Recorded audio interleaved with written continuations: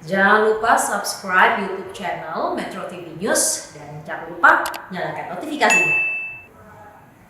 Pemirsa, akibat lonjakan kasus COVID-19 pasca libur Nataru per 11 hingga 25 Januari 2021, pemerintah akan menerapkan pemberlakuan pembatasan kegiatan masyarakat PPKM. Namun, banyak masyarakat yang belum paham apa perbedaan PPKM dan PSBB. Rekan kami Jessica Wulandari akan mengulasnya untuk Anda. Silahkan Jessica. Ya, Yohana dan pemirsa, untuk menekan penyebaran pandemi COVID-19 setelah libur Natal dan Tahun Baru dan juga Pilkada pada bulan Desember 2020, maka pemerintah akan menerapkan PPKM pada tanggal 11 hingga tanggal 25 Januari 2021. Nantinya akan diterapkan di Pulau Jawa dan juga Pulau Bali. Namun masyarakat luas masih banyak yang belum paham. Sebetulnya apa arti PPKM dan bedanya apa sih dengan PSBB? Maka hari ini kita akan mengulasnya bersama. Di slide pertama kita akan lihat bersama apa perbedaan PPKM dan juga PSBB. Kita lihat dulu, PPKM ini adalah pemberlakuan pembatasan kegiatan masyarakat. Sedangkan PSBB ini adalah pembatasan sosial berskala besar. Dan kita bisa melihat bersama, juklak-juknisnya juga berbeda. Kalau di PPKM ini masuk dalam Instruksi Mendagri nomor 1 tahun 2021. Ini tentang pemberlakuan pembatasan kegiatan untuk pengendalian penyebaran COVID-19.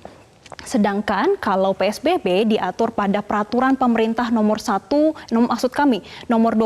tahun 2020, ini tentang PSBB dalam rangka percepatan penanganan COVID-19 dan ini mengacu pada Undang-Undang Kekarantinaan. Dan kita bisa lihat bersama kalau PSBB ini juga bersifat lebih ketat dan juga luas. Di slide kedua kita akan melihat bersama perbedaan lainnya. Nah, kalau PPKM ini menyasar pembatasan kegiatan masyarakat. Ini tidak menyeluruh, ini hanya berbagai kota dan juga kabupaten yang memenuhi kriteria saja. Sedangkan kalau PSBB tadi kan lebih ketat dan juga lebih menyeluruh. Dan kalau PSBB juga bersifat bottom up. Ini ada permintaan dari pemerintah daerah baru ke pemerintah pusat. Ini kita bisa lihat contohnya pada tanggal 10 April 2020 lalu, yang mana DKI Jakarta mengajukan ke pemerintah pusat untuk memberlakukan PSBB. Sedangkan kalau di PPKM, ini pemerintah pusatlah yang menentukan apakah PPKM diberlakukan pada satu daerah atau tidak. Dan kemudian di PSBB ini diberlakukan selama 14 hari dan dapat diperpanjang. Sedangkan kalau PPKM sejauh ini kita mendapatkan informasi baru dari tanggal 11 hingga tanggal 25 Januari 2020. Nah, selain juklak-juknis dan juga apa perbedaan dari PPKM dan juga PSBB, kita akan melihat bersama di slide selanjutnya kegiatan yang dibatasi selama PPKM dan bagaimana perbedaannya dengan PSBB. Yang pertama, ini perkantoran kapasitasnya dibatasi dan WFH-nya ini lebih ketat, yaitu skemanya 75%. Kemudian yang kedua, adanya pusat perbelanjaan ini dibatasi hingga pukul 19 waktu setempat, sedangkan ini rumah makan maksimal okupansinya adalah 25%. Kalau kita melihat PSBB di tahun 2020 ini cukup berbeda karena saat pengetatan PSBB di tahun 2020 ini pusat belanja dan juga rumah makan sempat tidak boleh beroperasi. Bahkan rumah makan ini sempat hanya boleh take away, tidak boleh dine in atau makan langsung di tempat. Nah, selanjutnya ada kegiatan konstruksi. Kalau selama PPKM, ini kegiatan konstruksi bisa berlangsung selama menerapkan protokol kesehatan dan okupansinya bisa 100%. Namun persyaratannya harus ketat protokol kesehatannya. Kemudian selanjutnya ini tempat ibadah juga dibatasi dengan kapasitasnya ini tidak sampai 100%. Ini berbeda dengan PSBB yang ketat pada tahun 2020 yang mana kita sempat tidak boleh atau tidak bisa melakukan ibadah di tempat ibadah karena ditutup. Kemudian kegiatan lainnya yang diperbolehkan dan juga dibatasi. Ini ada sektor esensial dan juga kebutuhan pokok yang boleh beroperasi dengan protokol kesehatan. Kalau kita tahu ini sektor esensial seperti sektor energi, komunikasi, kemudian kesehatan dan juga supermarket ini tetap diperbolehkan untuk buka. Nah, kemudian selanjutnya ada kegiatan belajar mengajar. Ini juga tetap dilakukan namun secara daring. Dan yang terakhir ada moda transportasi. Nanti diatur bagaimana kapasitas dan juga jam operasionalnya agar tidak ada penumpukan masyarakat di moda transportasi. Nah, kalau kita sudah melihat bagaimana perbedaannya, kita akan melihat apa sih tujuan dari pemerintah dan sebetulnya apa urgensinya.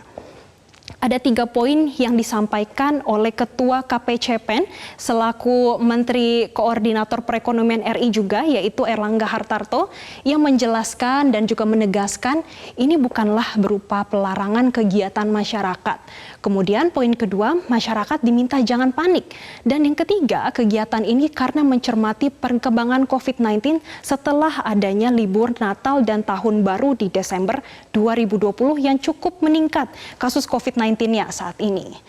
Nah, selanjutnya kita akan melihat bagaimana kriteria dari daerah yang akan menerapkan PPKM. Ada 4 kriteria. Yang pertama, tingkat kematian daerah di atas 3% atau ini di atas nasional. Kemudian tingkat kasus aktif di bawah 14%. Ini tingkat nasional juga karena 14% dan tingkat kesembuhan di bawah 82%. Sedangkan ketersediaan untuk ICU dan juga isolasi di atas 70%. Selanjutnya kita akan melihat daerah mana saja yang akan menerapkan PPKM. Karena memang sudah dinyatakan kalau di Pulau Jawa dan Bali saja yang akan menerapkan. Ini kita lihat secara detailnya di mana saja. Ada Banten, ada Jawa Barat, kemudian ada Jawa Tengah, Yogyakarta, Jawa Timur, dan Bali. Namun kalau kita melihat mengambil contoh di DKI Jakarta, kenapa DKI Jakarta ini menerapkan PPKM? Ini karena ruang isolasi rujukan COVID-19 ini sudah mencapai 87%. Sedangkan di ICU-nya ini sudah mencapai 84%. Kemudian perlu kita ingat, ini adalah Pulau Bali dan juga Pulau Jawa. Ini memberikan kontribusi 67% kasus aktif terhadap kasus aktif nasional. Nah, bagaimana caranya agar PPKM ini bisa berjalan dengan efektif? Di slide selanjutnya kita lihat bersama. Ketua Satgas Penanganan COVID-19, Doni Monardo, juga menyampaikan pelanggar bisa disanksi pidana kurungan badan selama 1 tahun dan denda maksimal sebesar 100 juta rupiah. Ini mengacu pada Undang-Undang Kekarantinaan. Nah, pemirsa, kalau kita melihat ini merupakan upaya dari pemerintah untuk menekan lonjakan kasus COVID-19 dan ini merupakan upaya untuk menyukseskan program vaksinasi di tahun 2021. Kita perlu ingat vaksinasi memang sudah ada vaksinnya saat ini. Namun yang akan divaksin adalah orang yang sehat. Dan saat ini kalau kita lihat kasusnya justru semakin tinggi. Kalau kita banyak yang sakit, siapa yang nanti akan divaksinasi? Demikian Yohana, kembali ke Anda. Baik, Jessica, terima kasih untuk ulasannya.